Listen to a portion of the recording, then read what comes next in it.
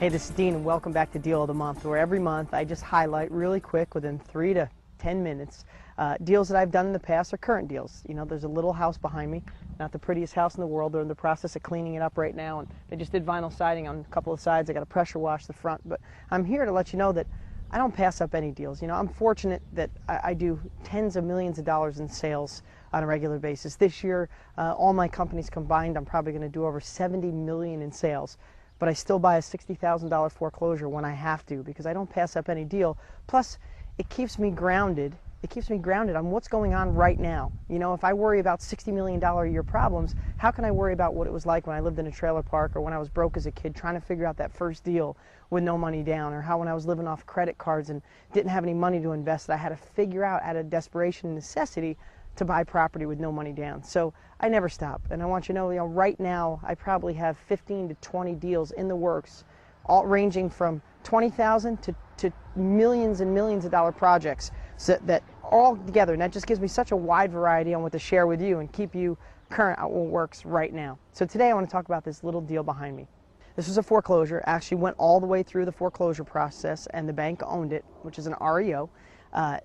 The property I knew was worth much more, but the property was in terrible shape. It looks a little tough now, but you could imagine when I bought it. It looked horrible, but the skeleton was good, and it's a two-family approved house.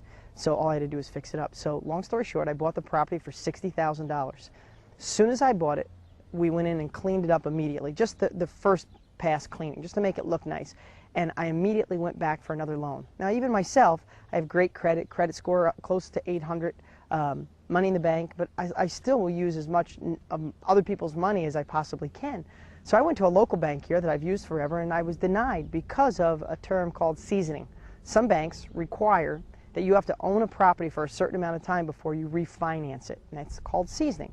Well, a good mortgage broker, and I teach this in other areas, it's not all going to happen on this tape today, but a good mortgage broker will shop multiple banks with different requirements. So as soon as that happened, I went to a mortgage broker and friend that I use here and said, find me a bank that doesn't care about seasoning.